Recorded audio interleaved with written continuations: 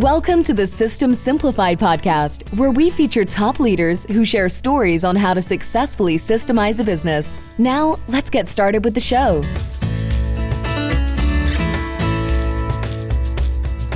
Hello, Adi Klevit here with the System Simplified podcast, where we interview top entrepreneurs, founders, and thought leaders about systematizing a business. And this podcast is being brought to you by Business Success Consulting Group. At Business Success Consulting Group, we create custom processes and tailor-made business systems so businesses can thrive and grow. And today's guest is Eric Miller. Hi, Eric.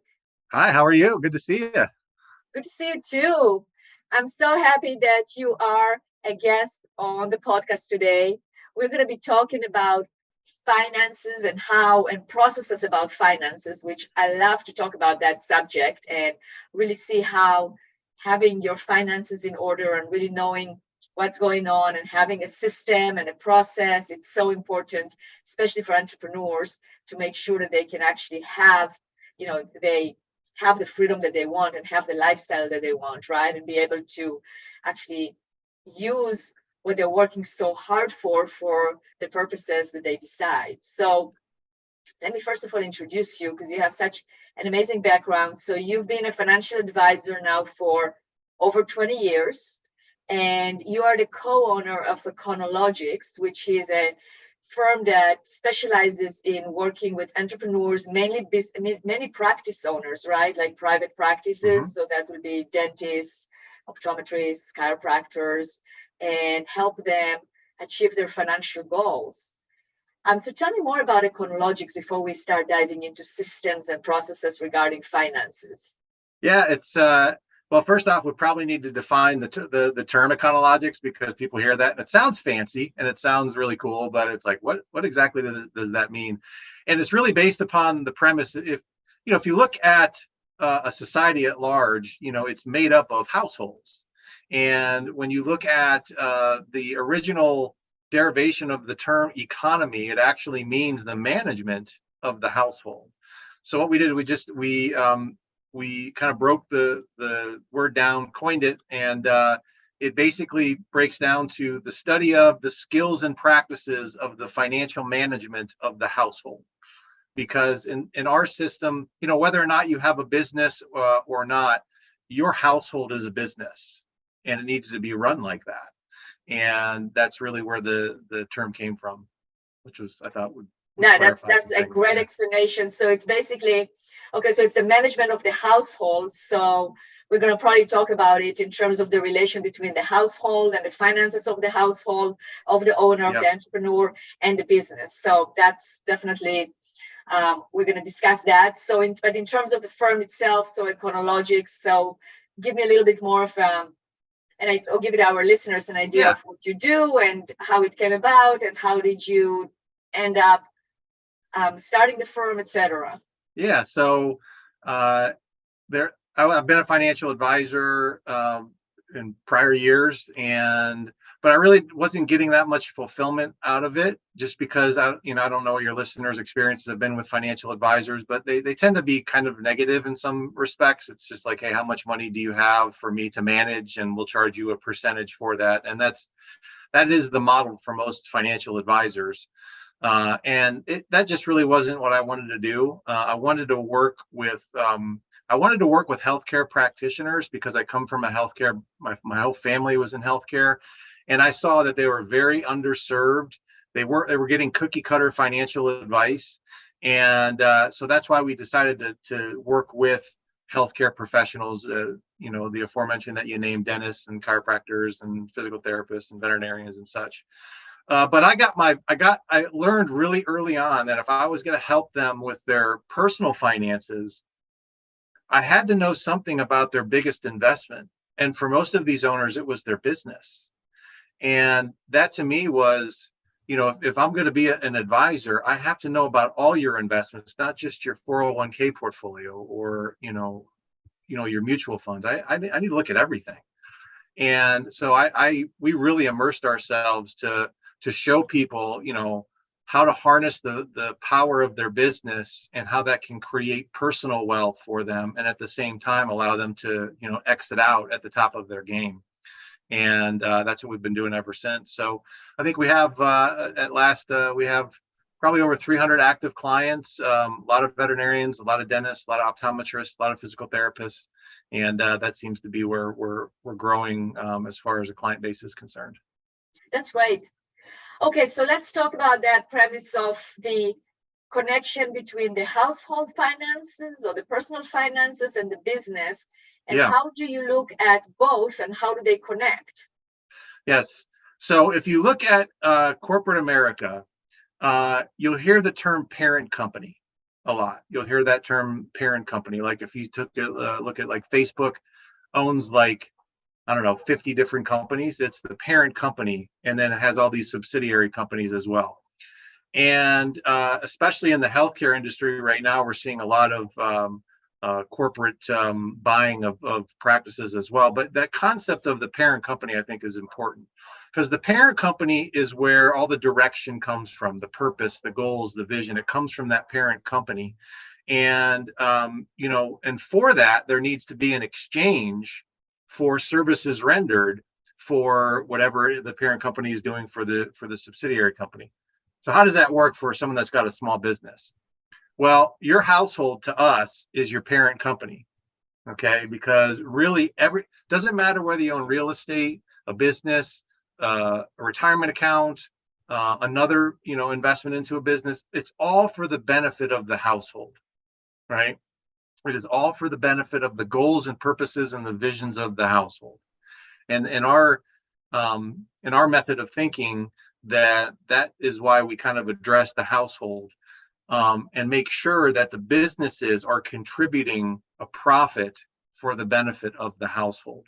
So you have to set up systems because otherwise, and I'm sure we'll get into it, money just gets lost in a business very easily. Money is like something that people can't hold on to very well. But that's we have to set up systems so that there's some kind of a management fee paid to the parent company. We call it that. And but I think that's a really important concept that not a lot of people, they just think of their business as this big, oh my God, this is where I spend all my attention, but they don't really look at their household. Like, but I'm trying to get it so that I can step away from the business and have some, fun with my family and other endeavors and personal endeavors, whatever that would be. And that's what you do at the parent company, the household level. Wow. Yeah, that's definitely a different look, right? So you have the parent companies, the household, the needs of the household. And then you have the other investments, and probably the biggest one for a lot of entrepreneurs and business owners and definitely practice owners, it's their practice, so their firm or their company. Good. Okay. So we have that framework. We have that in mind. So now what are some of the systems or processes that you recommend to your clients to apply in order to ensure that they're building wealth? Yeah. So the idea here, let's just kind of state what the ideal scene would be for a household from a financial perspective. This is for the household, not for the business. But it would be a household that has an abundance of income coming in from multiple sources. It would be free of destructive debt. The business would be profitable, sustainable, and transferable. The assets of the household will be protected from taxes, inflation, and lawsuit. And that owner would have time to pursue whatever life goals that they would have. So we'll start there because that's the ideal scene. It sounds pretty good too. I mean, every time I say that, I'm like, oh, you know what? That sounds really good. Sounds amazing. Okay. Yeah. So that's the ideal scene. And I forgot the actual premise of the question, but how does the business contribute to that, right? What systems do we need to put in place? So what's the process to achieve wealth for a business owner, right? So we have that. So we have that, we understand the vision right now. Okay, where are we going, right? So that's great because that's very important. We need to know where we are going. So now what are some of the things or what is the step-by-step or the systems that you recommend for business owners that they have to look at, take into consideration, put into place in order to actually execute upon it? Yep, I'll give you a really simple one that we've been doing since I first started, which was, I think everybody loves the idea of having multiple income streams, right? And everyone has always said, hey, I've always been told I have to have multiple income streams. And I don't disagree with them. I just think people do it out of sequence. I think you have to get one income stream really going, which of course would be your business, and really get that humming and purring, flowing like the Mississippi. And from there, we have everyone take a, and this will sound crazy, but I have plenty of success stories on this. But if we're going to create multiple income sources for the household, then I need to create an expense in the business that will channel to the household. So I have every business owner set up like a separate outside, we call it a wealth storage account. It's just a bank account. It's just a bank account, but it's done kind of outside of your normal banking activity. And it has one purpose, and that is to siphon off 10% of the business revenue to go into that account. Okay. That account is not for consumption. It's not for buying boats and cars and anything like that. That the express purpose of that is to create other income sources. So if I got $1 million business, right, then 100,000, 10% would come right off the top that would go into that wealth storage account. But I make owners treat it like an expense. It's not a taxable expense. It's a profit distribution, but you set it up every single week just like a bill. So it just comes off just like a bill. So you do it off the top, not off the net profit, just off not the off top. The net profit, never. It was right off the top, off the top. And the reason that we do that is because experience has told me that a business will try to spend everything that it makes and then some. So the only way that we're going to create any other kind of surplus that would allow that business owner to invest in other assets is to make it a bill of the business. So so you put the money aside in an account, in which account? Yep. So what sort of an account? It can just be, typically we'll just have them set up like a bank account, but it has to be something separate out of what are their normal banking activities. So they don't spend it. That's what we're trying to so make it something that is a little difficult to get to. And so you don't spend it. And more importantly, have a plan of making sure that, because I don't want money just sitting in a bank account earning, 1 or 2%. So now the next level or the next game is to okay, where am I going to deploy that money so that it can create other income sources, but for my household, not for my business, for my household. That's what it's there for. That's one, I think, simple system that a lot of people can do. And most businesses should be profitable enough where it can do that. But if it's not, it's just because your estimation of what you need to bring in every month is just too low. So you gotta, that's why incorporating that's so important, because it puts the right necessity on what the business needs to make. Right. Okay, good. So then that's one system for sure. Yeah. So that's basically like a reserve, it's basically like a savings or reserves, right? So then they can take that and invest. They can invest in real estate, or they can invest in other ways that will create a passive income. Yeah. And then, there's 3 other accounts I usually have business owners set up that would allow for, because look, the business is the main wealth building engine of most people, right? And it should be, because most businesses should have a capacity to have a significant amount of value to them. But you have to protect that business too. So, I think you have to make sure that you have, within the business, certainly, business reserve so that the business could operate all by itself. Before COVID happened, I had a lot of owners that didn't have enough to sustain themselves for 1 or 2 payrolls. Right. And I don't think that you can depend upon government assistance every time. So you got to make sure you have enough. You also have to have a tax account, because most business owners are S corps, and they owe personally whatever the profit of the business is. They're going to owe tax on that. So there has to be taxes set aside as well. But these are all things that most business owners aren't really counting when they look at their make-break number of their business. They're not looking at that 10%. They're not looking at their taxes. They're not looking at business reserves. And they're not looking at a business expansion and development fund to allow the business to expand. And, I think when you put these things in as expenses, number one, it creates the right demand, which is the most important thing, because my contention is that 90% of business owners are underestimating how much business revenue they actually need to be bringing in to live the life that they want to live. And, when you start setting up these processes and systems, it's hard at first because, it's like, oh gosh, I don't have enough. But if you do it on a gradient, then it really does work. But I think those are kind of two things that we talked about. One for the business, but one is definitely for the benefit of the household as well. For sure. Good. Okay, so you have them do that. What other suggestions or advice would you give a business owner in order to make sure that they're actually bringing enough to the household to live the lifestyle that they want? Well, I think it starts with like calculating what that is. I think, again, a lot of businesses underestimate how much they need to make. A lot of people in their households underestimate how much that is too. The idea that you can make $100,000 a year and be able to get financially independent, I guess you could, but it's going to take you 35 to 40 years to do that. So you really have to really plan out, like, how much is it that I need to live the life that I want to live, knowing that I want to create other income streams, knowing that I'd like to get out of debt, knowing that I'd like to, buy a lake house or whatever it is. But there's a number associated with that. And I think that's a big missing that financial advisors just don't do. Yeah, and I don't know why. They just don't do that. All they do is say, hey, let's just plan for your retirement so you can live off 70% of what you're making right now. And, I think I just think it's too low. So I think it starts with, how much do I need to make personally? And then how much does the business need to do so that I can have what I want to have at the household level?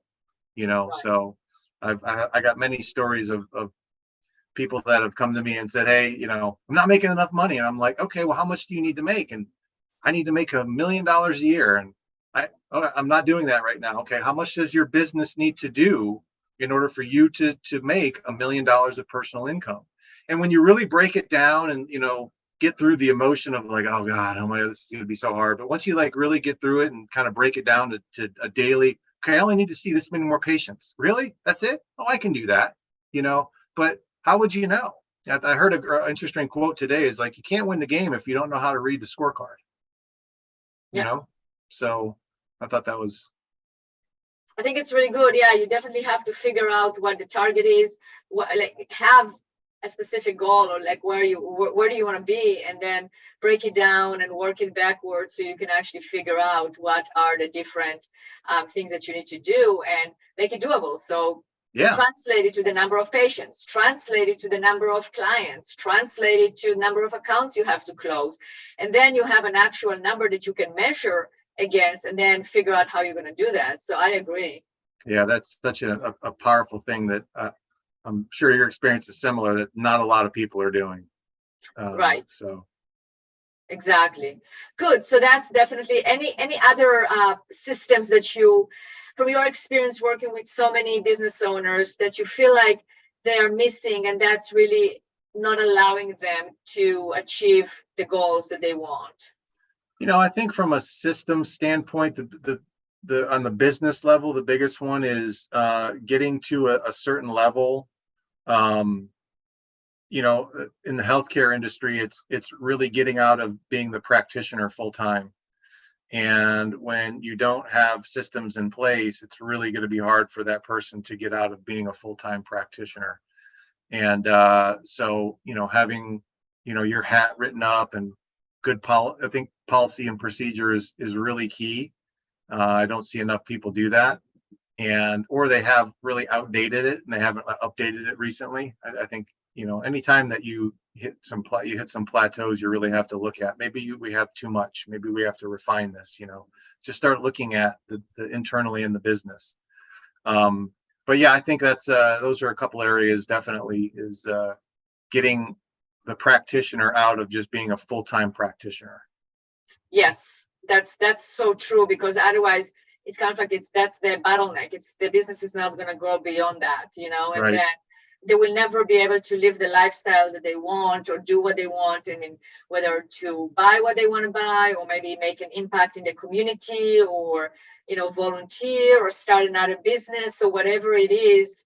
If those systems do not exist, it all depends on the owner, especially in healthcare practices like dental, optometrists, or physical therapists, where they also depend on the dentist because depend on the owner to actually produce, which can create a problem.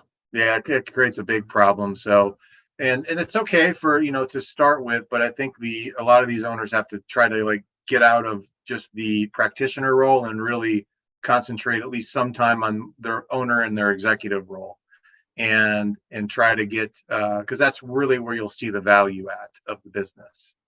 And look, maybe 20 years ago, these businesses weren't worth more than what their gross income was bringing in. But I've had vet. You wouldn't think about this, like the veterinary, pick a veterinary practice. Like you drive down the street, you see a veterinary practice. Mm-hmm. Those things are worth millions of dollars. I had one client sell his veterinary practice for $20 million. So there's significant value in the business, but you have to treat it like that. And you can't treat it like a job. You have to treat it like an investment. I mean, they should put a big red bow on your business, and it'll give you back how you treat it. And if you treat it like an investment, then you'll get paid for it. That's so true. That's so true. That's why we work with clients. I really, emphasize the point that writing your processes and procedures is an investment. It's not necessarily, yes, it is an expense. Of course, you can count it as an expense, but it's really should be an investment. And there should be a return on investment, right? So the return on investment can be better training your employees, faster onboarding, consistency, risk mitigation, but it's also creating that investment where the owner can actually step out, or makes it easier to sell because now the practice or the business is very well documented and systematized, and it's not a problem to do that. Yeah, I mean, think about it but I think everyone should look at the buyer's perspective. Like, what am I handing over to this buyer? Mm-hmm. And if you have something that bleeds cash, as people are running around in chaos and it's a toxic culture, no one's going to give you millions of dollars for that. But if you have these things documented, if you have these systems in place, now you can ask for a multiple of earnings. That's high. And that's one thing I've learned over the years is like, wow, I mean, so many people are concentrating on like their stock portfolio or their, even their real estate. I'm like, most of your wealth is going to be created how well you run this business, and it can really provide a huge amount of money for you if you treat it well. So yeah, absolutely. That's why investing in business, not just systems and processes, but anything that you can invest in the business to actually get a high return is a good investment. Yes. Oh, for sure. Yeah, for sure. A lot of people think of it as an expense, but it's really not. It really isn't. That's right. So when a client starts working with you, what are the initial steps that you take them through?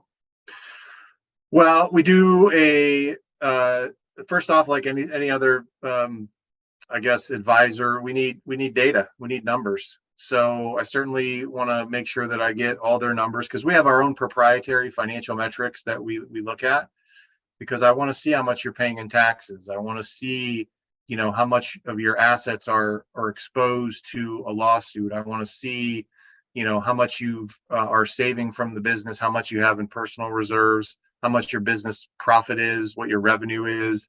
So it's a data gathering process to start. So we just have a whole system of making sure that, we make it simple on the owner. And it's for me, I think it's therapeutic for them, because, after a while you got so much stuff. You're like, I don't even know where all my stuff is. I don't know where these insurance policies, I think I have these insurance policies. I'm not sure. I made a will like 25 years ago. I don't know where it is right now.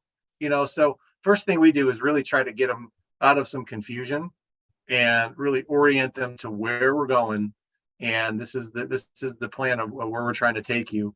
Not in 30 years, not in 15. I think everyone should be able to get to that condition I had mentioned in like 7 to 10 years. And if you have a really good business, there really should be no reason that you couldn't.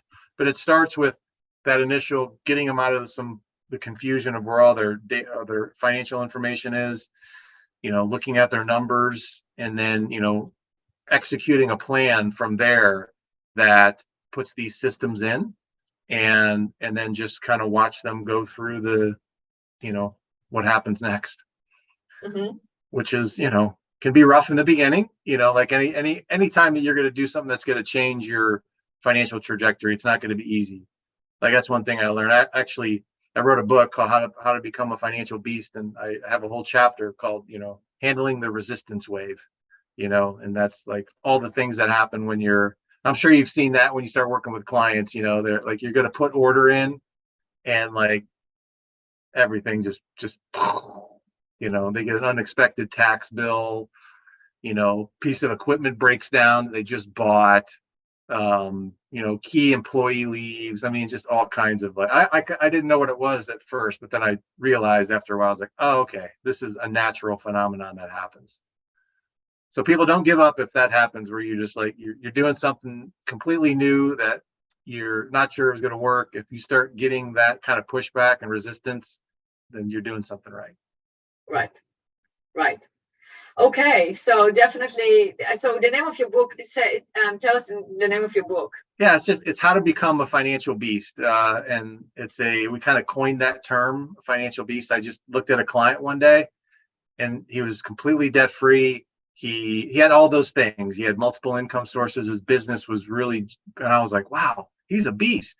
And it just kind of came from there. But it's how to harness the power of your practice, build personal wealth, and go out at the top of your game.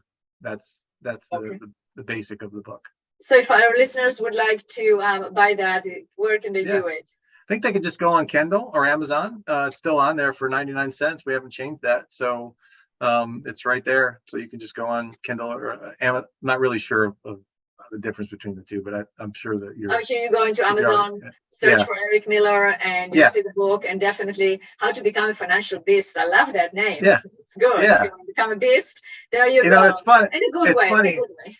I love the name too. I really do. But I think one thing I've learned with like healthcare owners is like that's the last thing they ever thought of themselves would be financial beast, right? They're like, no, I wanted to be a vet, or I wanted to be a doctor. Like I never really thought I was gonna like achieve financial success out of doing this. Maybe some of them did. Right. But I'm sure it's also covered in the book. We don't want to go into if people do it for the money, they're not going to be successful. I mean, they definitely had many podcasts on that subject in terms of, it has to be purpose driven. They really want to help the animals. They want to help the patients. They're there to help their community. For sure, that comes first, and the money will follow. But you also have to make sure that you're making a good living and you're actually supporting your lifestyle, your family, your employees, the community, etc. So I think it's all within that context, right? Yeah, you're 100% right. I think a lot of owners get caught up in this. I have to sacrifice myself and they don't ever really pay themselves correctly, and because they never really got into it for the money in the first place. But yeah, everything you said is 100%. Excellent, great. Well, Eric, it's been a pleasure having you on this podcast. I think we covered definitely a lot of ground in terms of understanding your approach, and really, my takeaway is like you really need to look at the household as the parent company. I mean, that concept is a great concept because you have the demand of the household, and the household again is what you want for yourself, right? I mean, it's not just to pay the electric bill and the car and this and that, but it's like really what lifestyle do you want and how do you fund it, right? And for how many years and how long, etc. And then have that, basically control your investments, and your biggest investment is really your business or businesses. So how do you actually make them thrive so you can actually get your household in order? Yeah. And I have a whole chapter in the book of like, the blueprint of how to do this. So, that would be another place if you want to go to the book. We have a whole blueprint of like where to put the money and how you're allocating it and such. So, yeah. That's great. That's fantastic. Awesome. Well, before we end off, I definitely want to give a shout out to Jeremy Slade from Command Your Brand, who introduced us. So thank you, Jeremy. Right? Thank you, Jeremy. Yes. He does an excellent job of getting you on podcasts. So anybody that's looking to get their voice out there certainly should connect with him. He absolutely does. And he was a great guest for 2 different episodes. And we had a great time talking about his book as well. So I'm going to put a link to those episodes in the podcast notes so we can refer to it. So, all right, Eric, well, thank you so much. That was a wealth of information, and I really appreciate you being a guest. Yeah, thank you very much.